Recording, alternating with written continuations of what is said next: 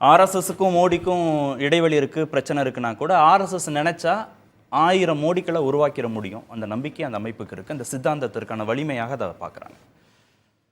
அதாவது அப்படி ஓப்பனாக பேசுகிறது ரொம்ப மகிழ்ச்சியாக இருக்குது. ஆனால் மோடி அப்படி நினைக்கல. பிரச்சனை என்ன அப்படின்னா, ரத்தன் சார்தா என்கின்ற ஆர்எஸ்எஸ்ஸினுடைய முக்கிய நிர்வாகி ஆர்எஸ்எஸ்னுடைய ஆர்கனைசர் மவுத் பீஸில் என்ன எழுதுகிறாரு அப்படின்னா, அவரே தெளிவாக எழுதுகிறாரு. ஓவர் கான்ஃபிடென்ட் பிஜேபி காரியகர்த்தாஸ் and many of its leaders. இது ஒன்றும் வீட்டுக்குள்ளேயே பேசி நீங்கள் சொன்ன மாதிரி இது தெருவுக்கு வந்த சண்டை இது. ஏன்னா வீட்டுக்குள்ளேயே பேசி சுமூகமாக அவர்களை தட்டி கொடுத்து ஏன் இந்த தவறை செஞ்ச அப்படின்னு அவங்க கேட்கல. உங்களுடைய அரகன்ஸ் தான் இதுக்கு காரணங்கிறது. வேற வந்தாலும் அப்பா புள்ள சண்டை தானே அது.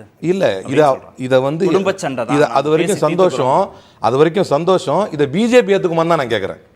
இது பிஜேபி ஏற்றுக்குமா? மோடி நாங்கள் நினச்சா 1000 மோடியை உருவாக்குவோம். ஏன்னா இதை பற்றி நம்ம அந்த ஆத்தர் ஜேர்னலிஸ்ட் தீப் ஹல்டார் ஒரு அழகாக ஒரு விஷயத்தை எழுதியிருக்காரு. என்னென்னா, ஆர்எஸ்எஸ் ஃபங்க்ஷனரி, ஒரு சீனியர் ஆர்எஸ்எஸ் ஃபங்க்ஷனரி என்ன சொல்கிறார் அப்படின்னா, 2024 லோக்சபா எலெக்ஷன் ஈவந்தோ ராஜஸ்தான் எலெக்ஷனுக்கும் அட்லாஸ்ட் ஒடிசா எலெக்ஷன் வரைக்கும் சிஎம் கேண்டிடேட்ஸ் ஆர்எஸ்எஸ்லேருந்து ஹேண்ட்பிக்காக எடுத்து கொடுத்தாங்க. மக்கள் மத்தியில் பிரபலம் அடையாத அல்லது மக்கள் பணியால் அங்கீகாரம் பெறாதவர்களாக இருந்தாலும் ஆர்எஸ்எஸ் யாரை கை காட்டியதோ அவர்களையே சிஎம் ஆக்கி இருந்தாலும் அங்கே இஷ்யூ கோர பிரச்சனை என்ன அப்படின்னா, மோடியுடைய popularity, national security, civilizational issue. இந்த 3 இஷ்யூஸை மையப்படுத்தி நீங்கள் தேர்தல் அறிக்கையை உருவாக்குங்கள் என்று சொன்னபோது அவர் ஒரே வார்த்தையாக மோடிக்கு கேரண்டி என்று உருவாக்கி கொண்டார். பிரச்சனை இவங்களுக்கு எங்கே வந்ததுன்னு சொன்னால், தன்னை மையப்படுத்தி. சரி, கொஞ்சம் லாங் பேக் ஹிஸ்டரிக்கு பின்னால் போனீங்கன்னு வைங்களேன், 2000 வரைக்கும் சுதர்ஷன் அவர்களுக்கும் வாஜ்பாய்க்கும் இருந்த பிரச்சனை அது இந்த இதே மாதிரியான பிரச்சனை கிடையாது. அது என்ன அப்படின்னா, வாஜ்பாய் ஓரளவுக்கு செட்டைன் லெவலுக்கு அவர் லிபரலாக தான் இருந்தார். நம்ம பார்த்த வரைக்கும் இவரோட கம்பேர் பண்ணும்போது இன்னைக்கு இவர் வரும்போது தான் அவர் பரவாயில்ல அப்படின்னு நினைக்கக்கூடிய அளவுக்கு அவர் லிபரலாக இருந்தார். அவர் ஓப்பனாகவே சொன்னார், பாபர் மசூதி இடிக்கப்பட்டதை நான் எதிர்த்தேன், அதுக்காக நான் ராஜினாமா பண்ணணும்னு நினைச்சேன் என்றெல்லாம் ரொம்ப கிளியராக சொன்னார். அது ரொம்ப துரதிருஷ்டவசமானது, தவறானது என்றெல்லாம் சொல்லியிருக்கிறார். ஆனால் இவர் அந்த இடிச்ச இடத்துலயே இன்னொரு ஆலயத்தை கட்டுறார். ஸோ இது இப்படி இருக்கு. மோடியை இந்த ஆர்எஸ்எஸ்க்கும் பிஜேபிக்கும் இருந்த பிரச்சனையை மோடியை உருவாக்கியதன் மூலமாகத்தான் மோகன் பகவத் தீர்த்தார் என்று தரவுகள் தெளிவாக சொல்கிறது. எப்படின்னா, மோகன் பகவத் மோடியை கொண்டு முன்னிறுத்தும் போது அவர் ஒரு பெரிய தேசத்துக்காக சேவை செஞ்சவர், ரொம்ப நல்லவர், அவருடைய ட்ராக் ரெக்கார்டு ரொம்ப பர்ஃபெக்டா இருந்துச்சு. முகம் பாஜகவோட முகம் மோடி தானே, மோடி கேரண்டிக்கு தானே 240 சீட்டு. அஃப்கோர்ஸ் அது ஆர்எஸ்எஸ் எடுத்துக்கணும்ல. இப்போ இந்த பக்கம் வரேன் நான்.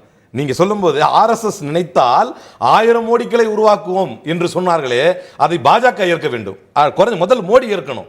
நீங்க சொல்ற மாதிரி மோடி முகம் தானே எங்களுடைய வெற்றிக்கு காரணமாயிருச்சு அப்படின்னு சொல்லும் போது அது ஆர்எஸ்எஸ் ஏற்கலையே.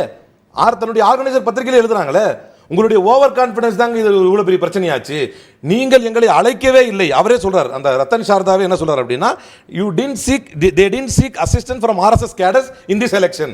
அவரே மவுத் பீஸ்ல எழுதுறார், இந்த தேர்தலில் ஆர்எஸ்எஸ் கேடர்ஸ்டம் இருந்து நீங்க எந்த உதவியும் கேட்கவே இல்லை, நீங்கள் எங்களை கலந்தாலோசிக்கவே இல்லை என்று அவங்களே தானே சொல்றாங்க.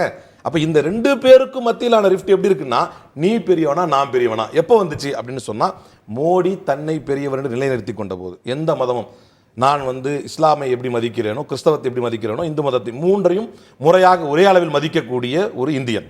அந்த அடிப்படையில் மோடி என்னன்னா, ஆர்எஸ்எஸ் அடிப்படை என்பது இந்து மதம், இந்து மதத்தினுடைய கோட்பாடுகள், அதை மையமாக வைத்திருக்கக்கூடிய 4 சங்கராச்சாரியர்கள். அந்த 4 சங்கராச்சாரியர்கள், ஒரு சங்கராச்சாரியார் அவிமுக்தேஸ்வர் ஆனந்த், மரியாதைக்குரிய சங்கராச்சாரி அவிமுக்தேஸ்வர் ஆனந்த், அவர் என்ன செய்யறாரு, இந்த கடைசி இந்த ராமர் கோயில் திறப்பிலே நடந்த அந்த திறப்பு நிகழ்ச்சிகளை இது தவறானது என்று சொன்னார். ஓப்பனா சங்கராச்சாரியர், ஒரு இந்துயிசத்தினுடைய அத்தாரிட்டி, அவர் என்ன சொல்றாருன்னா, இது தவறானது, இந்த மாதிரி நீங்க இது செய்ய முடியாது அப்படின்னு சொன்னபோது, ஏன்னா ஒரு ஆலயம் என்பது தலை மாதிரி, கை மாதிரி, கால் மாதிரி முழுமைப்பட்ட பிறகுதான் அதை திறக்கணும். பிஜேபியில் குறிப்பாக மோடி என்பவர் தன்னுடைய சுயலாபத்திற்காக தேர்தலை மையப்படுத்தி சீக்கிரம் அதை திறக்கிறார் என்று ஓப்பனா அதை சொன்னபோது அங்க என்ன நடந்துச்சு அப்படின்னா, ஒரு சங்கராச்சாரியர் அவிமுக்தேஸ்வர் ஆனந்த் என்கின்ற ஒரு சங்கராச்சாரியவே ஆன்டி ஹிந்து என்றார்கள். ஒரு சங்கராச்சாரியவே ஆன்டி ஹிந்து என்றார்கள். அப்ப இங்க எங்க ஆகுது, யார் இந்து மதத்துடைய அத்தாரிட்டின்னு 2 பேருக்கு சிக்கல் வருது. அவர் தன்னை கடவுளுக்கு நிகராக சொன்னாரா, அல்லது சார் சொல்ற மாதிரி கலில் ஜிப்ரானுடைய கருத்தை உள்வாங்கி சொன்னாரா என்னன்னு தெரியாது. ஆனால் அவருடைய செயல்பாடுகள் எங்க இருக்குது, எந்த அளவுக்கு போனாங்கன்னா, அவிமுக்தேஸ்வர் ஆனந்த் என்கின்ற சங்கராச்சாரியை 20 லட்சம் அஜ்மீர் தர்கால வாங்கிட்டு இப்போ மோடிக்கு எதிராக பேசுறாரு என்று பரப்பினார்கள். சரி, இப்போ யதார்த்தத்தில் என்ன புரிஞ்சுக்க வேண்டியதா இருக்கு? ஆர்எஸ்எஸ் இல்லாம பாஜகவும் மோடியும் நின்றுவாங்க, தாக்கு பிடிச்சிருவாங்கன்னு தோணுதா? பாஜகவும் மோடி இல்லாம கட்சி நடத்திட முடியும், தேர்தல் வெற்றியை பெற்றிட முடியும்ன்ற நம்பிக்கை ஆர்எஸ்எஸ்க்கு வந்திருக்கா? ஒரு யதார்த்தம், வரலாற்று பூர்வமான யதார்த்தம் என்பது தேசத்திற்கு எதிரான சக்தி ஆர்எஸ்எஸ், அதில் மாற்று கருத்து இல்லை. ஆனால் பாஜகவில் இருந்து யாரை வேண்டுமானாலும் உருவாக்கக்கூடிய ஆற்றல் ஆர்எஸ்எஸ்க்கு இருக்கிறது. இப்போ அதைத்தான் வந்து இப்போ மோடி என்ன பண்ற, ஒரு லெவலுக்கு மேலே மீறி போகும்பொழுது, ஏன்னா மோகன் பகவத்துடைய ஹேண்ட் பிக் தான் அவர். மோகன் பகவத் தான் ஏற்கனவே ஆர்எஸ்எஸ்க்கும் பிஜேபிக்கும் இருந்த கான்ஃபிளிக்டை கிளியர் பண்ணி மோடிங்கிற ஒரு இதுக்கு அதுக்கு முன்னால 2004க்கு முன்னால ஒரு விஷயம் தான், குஜராத் கலவரத்தின் நாயகன், அவ்வளவுதான் தெரியும் மோடியை பத்தி. வேற ஒன்றும் நமக்கு வளர்ச்சியை பற்றி எதுவுமே தெரியாது. ஆனால் திடுதிப்பென்று 2014 ஒருத்தர் ஃபோக்கஸ் பண்ணப்படுறாரு. அது முழுக்க ஆர்எஸ்எஸ் ஆல் உருவாக்கப்பட்டது. ஆர்எஸ்எஸ் நினைச்சா யாரை வேண்டுமானாலும் குறுகிய காலத்திற்குள்ளாக மோடியை விட செல்வாக்கு மிக்க நபராக கொண்டு வந்துட முடியும். அதை நான் அப்படி சொல்ல வரவில்லை. மோடி என்பவரை உருவாக்கியது ஆர்எஸ்எஸ் தானா என்று கேட்டால் ஆம்.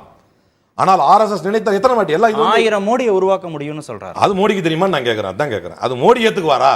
இப்ப பிரச்சனையே என்னங்க, மோடி அதை காங்கிரஸ்ல ராகுலை தவிர வேற யாரும் அவங்களால எடுத்துட்டு வர முடியாது, அது அவங்களுக்கு பிரச்சனை. ஆர்எஸ்எஸ்ல அந்த பிரச்சனை இல்ல, அவ்வளவுதான்.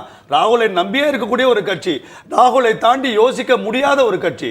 அதற்கு இது அவங்களுக்கு வந்து அது ஒரு ஆச்சரியமா தான் இருக்கும். நான் என்ன சொல்றேன், ஆர்எஸ்எஸ் வந்து பிஜேபியும் ஒரு சின்ன இன்டர்வென்ஷன் முடிச்சிடட்டுமே. ஆர்எஸ்எஸும் பிஜேபியும் ஓகே வெளிப்படையாக தங்கள் கருத்தை மாத்திக்கிறதுல ஒன்றும் பெரிய நாட்டு உள்ள பண்றது பெரிய விஷயம் இல்லைங்க. மாத்துறது எவ்வளவு சத்தம் இல்ல, அது பெரிய விஷயம் இல்லைங்க. இந்தியா விட்டு வெளியில போய் எங்க இந்தியாவை நீங்க காப்பாத்தி கொடுங்க, எங்க இந்தியாவில் இதெல்லாம் நடக்குதுன்னு ஒரு தலைவர் போய், நாளைக்கு நான் பிரதமர் ஆகக்கூடிய ஒரு தலைவர் போய் இந்தியாவை விட்டு வெளியில போய் இந்தியாவை தவறா பேசுறாரு பாத்தீங்களா, அவர் தான் மாற்றிக்கொள்ள வேண்டும். ஆர்எஸ்எஸ்ஓ பிஜேபியோ எதுவும் மாற்றிக்கொள்ள வேண்டும். முடிக்கட்டும், நான் சூர்யாட்ட. அதாவது இந்தியா விட்டு வெளியே போய் நான் ஆட்சி வரதுக்கு முன்னாடி இந்தியா கேவலமா இருந்துச்சுன்னு ஒரு பிரதமர் பேசுவதை விட இது எவ்வளோ பரவாயில்ல. பாவம் பதில் இல்லாம காங்கிரஸ் கிட்ட போயிட்டார். சரி, நான் பிஜேபி பாயிண்ட்டுக்கே வர்றேன். நீங்கள் பேசும் இந்த செயல், இந்த பேச்சு மோடிக்கு தெரியுமா? மோடி அதை ஏற்கவில்லை. ஆர்எஸ்எஸ் என்னை விட வலுவான அமைப்பு என்று மோடி ஏற்கவில்லை. அதனால தான் நட்டா வச்சு சொல்ல வைக்கிறாரு, எங்களுக்கு இனிமே உங்களுடைய ஆதரவு தேவையில்லை. ஒரு கட்டத்தில் நாங்கள் அப்படி இருந்த தான் உங்களுக்கு சொன்னேன். இனி இவர்கள் நினைத்தால் உருவாக்க முடியுமா? நாங்களே உருவாக்கிட்டோம் அவரே சொல்றாரு. இனி உங்க தேவை எங்களுக்கு தேவையில்லைன்னு உதறி விடுறாரு. அப்ப ஒரு காலகட்டம், ஒரு சூழல், இது வந்து ஒன் டைம் தான், ஒன் டைம் இதை யூஸ் பண்ணலாம். ஒரு ஆன்டி இன்கம்பன்சி இருந்தது ஒரு நேரத்தில். அதை மிகச்சரியாக கனக்கச்சிதமாக பயன்படுத்துவதற்கு ஒரு பொய் பிம்பம் தேவைப்பட்டது.